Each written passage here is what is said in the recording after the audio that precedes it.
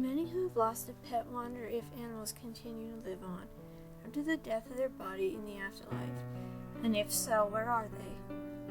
Could those animals be with us in spirit, talking and interacting in the astral plane? Sylvia from the United Kingdom confirmed her own suspicions that animals do live on the afterworld while having out-of-body experience, aka astral travel or astral projection. While having her OBE, she's able to locate her beloved dog right there in the same room with her. The following is Sylvia's wonderful story. I thought I'd give you my recent experience while out of body. August 11th, 2012. I woke at 6 a.m., then about 8 a.m., went to lie down just to relax. I wasn't sleepy, but I had a little pain and numbness in my hand, and lying down helps that. I'd only been on the bed for a few minutes where I heard an inner buzzing sound. I have had out-of-body experiences before, so I knew what this sound signified. I was about to leave my body. I can rarely get completely out of body, but usually my legs and arms rise up pretty easily. Usually I can see or hear and speak. My consciousness appeared to be normal, but still, I did a quick reality check to make sure I was fully conscious and aware. I asked myself the following questions. What is my name? What day is it? What date is it? Approximately what time is it? Where am I right now and why? All answers were correct and lucid. My astral legs floated upwards easily and my arms too. There was no more pain in my hand while out of body. I was glad about that. Then I thought I'd try to see my dog.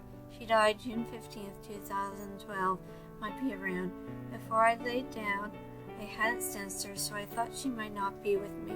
I was also not sure what might have happened to her after her death, though I have felt the spontaneous contacts with her on 4 occasions, waves of affection and sense of the presence of her character. I had always thought that it could have been that her soul had moved on in some way. I prepared myself for any disappointment and thought I'd try nonetheless. I could hear and use my voice at this stage, but couldn't see. The sense of touch in my astral hands, just like my physical sense of touch, minus the hand pain.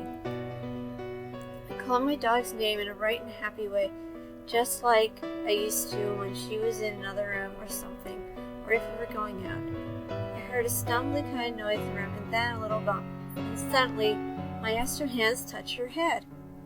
She had jumped up at the edge of my bed. My astral hands were going out of body, felt her clearly.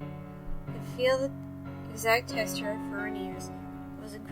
She was incredibly warm, exactly like her physical body, perhaps even slightly warmer than usual. I was so happy to ruffle her ears and talk to her. She too seemed full of happiness. I could feel her moving to push against me with her head.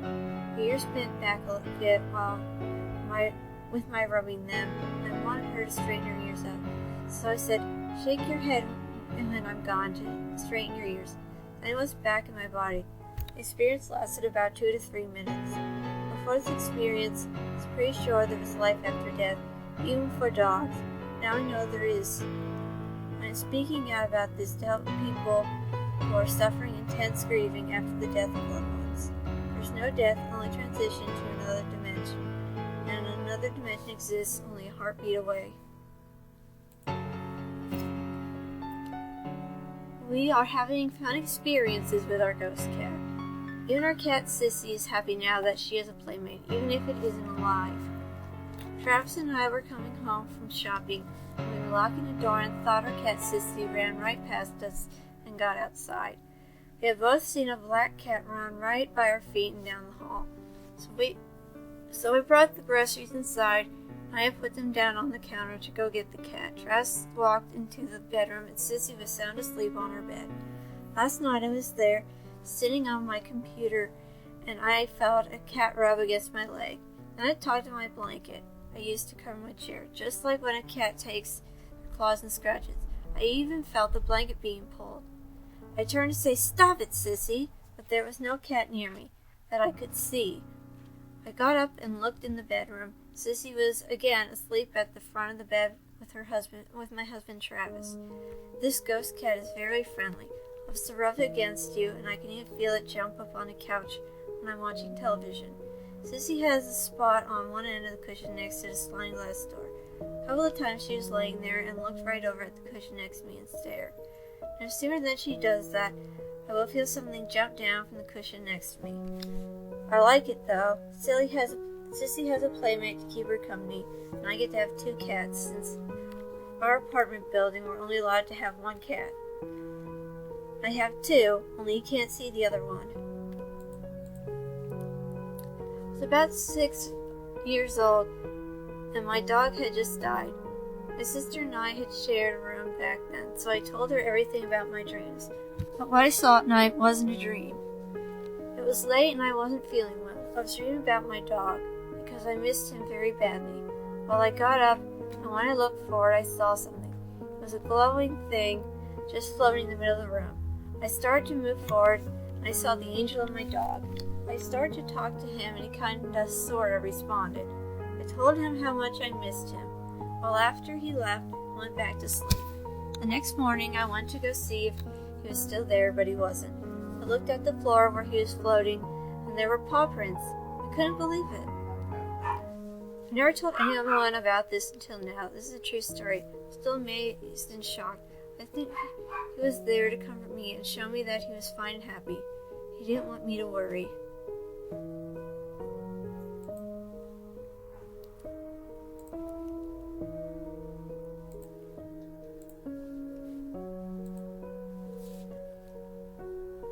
When I was 15, I had a close friend named Jane. We used to stay over at her place. She had a huge black cat we called Yanine. He seemed to be able to answer questions with his tail. If it went to the right, it was yes, yeah, and if it went to the left, it was no, nine. So he was Yanine, and his tail was always going right to left. Yanine eventually died, and the night of his death, he came to me and said telepathically, I want to show you something and tell you something.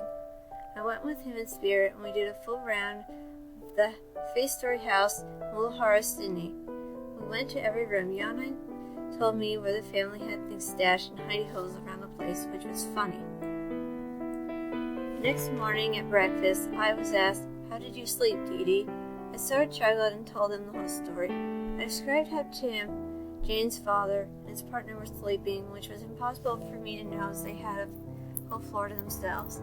There was a self-locking door to that level, and there was no way I could have gotten through without a key. I told everyone where they hid their treasures. This type of photos of pornographic nature.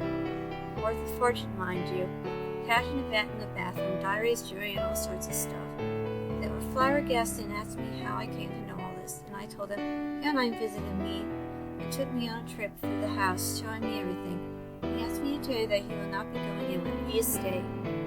There was a ghost in the house that was rather unpleasant, but really only played with people slamming doors and locking them in rooms, stealing things like that. But he loathed and was very afraid of the cat, because Yanine could see him and was unafraid of him. So Yanine said he would stay and continue his patrols.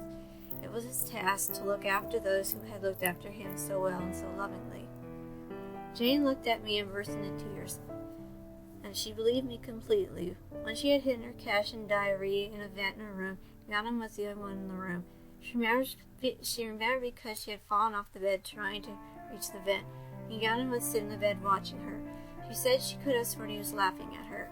After that, every time I visited their home, Yanine took me on patrol with him.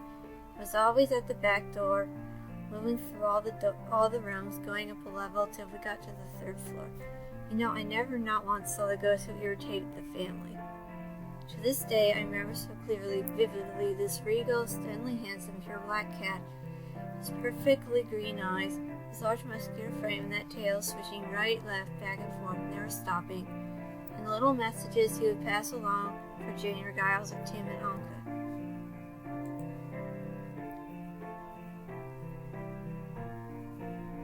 Sadly, I had a dog who I had to euthanize due to heart failure. I absolutely idolized my dog, Blade. We were very close. I had always planned to cremate him and have his ashes in a nice wood box in my cabinet when the time came, which I was told would be about 6 months due to his severity. I had him with me for 9 months, which was a blessing. 3 weeks went by and no sign of his ashes. I thought they had lost him and resented myself the fact that I would not become upset as the spirit was released anyway. Now you might think this sounds silly, but before I made the decision to have Blade euthanized, I took him outside and was telling him telepathically, and not sure if he could hear me, I was making a decision. Because he had been through enough and didn't deserve to suffer anymore. I told him that I would have him cremated and his ashes would always be in the house. I also told him to come back and visit me to let me know he was there. It was only supposed to take a week before you get their ashes back. One night, 3 weeks after Blade was used the knives, I was woken out of a deep sleep in the early hours of the morning. I was not dreaming of him at all. I know this because I woke straight away and would have known what it was I had checked. I heard Blade bark right in my ear so loudly that woke me instantly. I know his bark, and it was so loud it wasn't an audible bark, but a telepathic bark. It was Blade's bark he used to do when he wanted something. It was to get my attention. I sat up in bed to listen for any sound. Nothing. I woke my husband, asking if he had heard the dog bark in the bedroom, and he said no. I made a stupid comment about poltergeists. I lay there for what seemed like ages, thinking about Blade. I was a little upset because it was so nice to hear him bark again. The next morning, I got a phone call from the vet telling me to come pick up his ashes, as they had finally arrived. Now I know this wasn't a coincidence. I truly believe that Blade came to tell me not to worry anymore, since his ashes were ready for me to pick up. He also let me know, just like I asked him to do. I had told him to do something so I would know he was there with me. He certainly did. There's nothing like having a dog bark right in your ear. This is the last I have ever heard or felt of him. Blade is happy and he deserves to be. I don't need to worry about him anymore.